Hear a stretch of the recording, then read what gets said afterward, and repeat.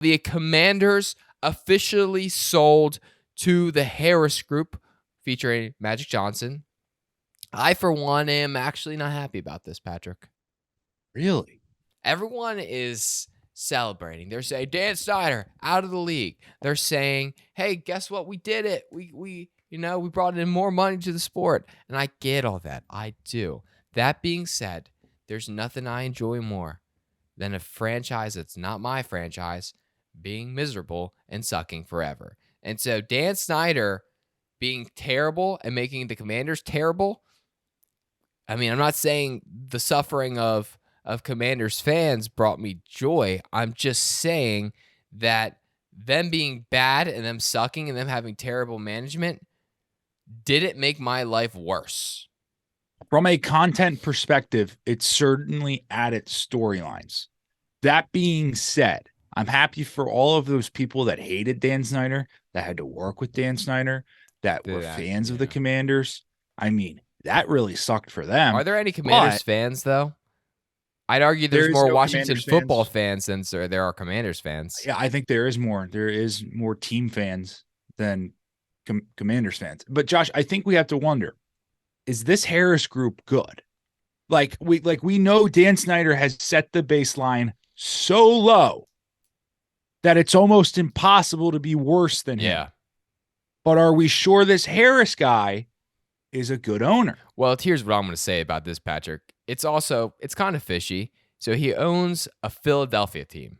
Which is that. And now he owns a Washington team. Hey, I don't know if you know this, buddy, that the Philadelphia city is not a like city in the Washington city, because the Washington city has to play the Philadelphia city twice a year. They don't like each other.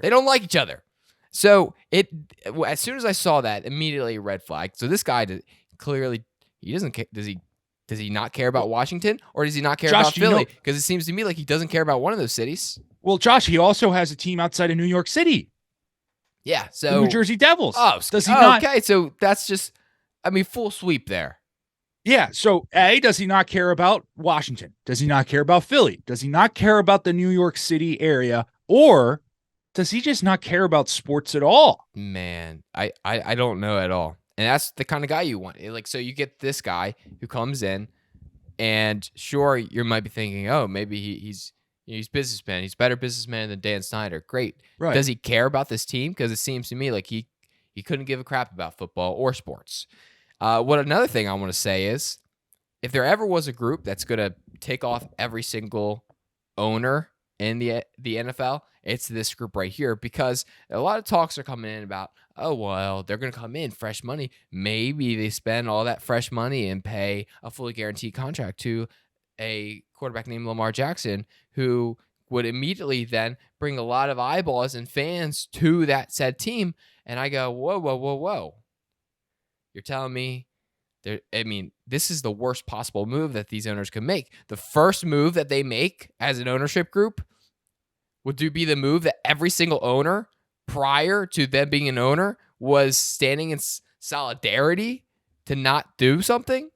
Well, that's Josh, that's the classic, new kid comes, does everything wrong. Josh, in all fairness, you're bringing in Magic Johnson. He's used to those little guaranteed deals. They're handing out money left and right in the NBA. He goes, well, this is just how business goes. So now he's going to he's going to give a super max deal to Lamar Jackson. And all he's going to ask for is just mid-level play in return. We see what Bradley Beal gets. Lamar Jackson can certainly get something in that ballpark, right? Well, now imagine this, though. Imagine they do that. Then every single team goes, okay, well, if that's how you guys are going to do business, we're good. We're never trading with you. Good luck. And then all of a sudden, new owner is worse than Dan Snyder. Because at least the other owners, they may have hated Dan Snyder, but they're like, yeah, whatever. He's a scumbag, but he does things the way we do things.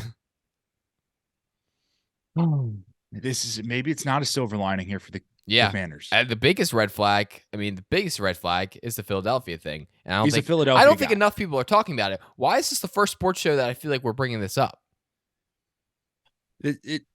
there should be something illegal. Washington, Philly, they don't get along. Yeah. Think about it. Washington stole the capital from Philadelphia all the way back in the day. It's a rivalry that dates over 200 years. And now all of a sudden we're going to throw it out the window? Yeah, that's poor taste. Poor taste by Harrison Group. And I bet you Dan Snyder, when he looked at all the bidders, he said, you know what? I'm going to choose this guy because if there's one situation that's the worst situation for this future franchise, which that also makes me a bunch of money, it's this one.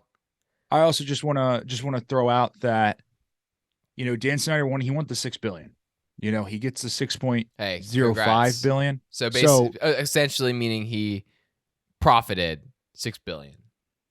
He profits the $6 billion, but I just want to shout out to that $500,000 for really setting that offer over the top.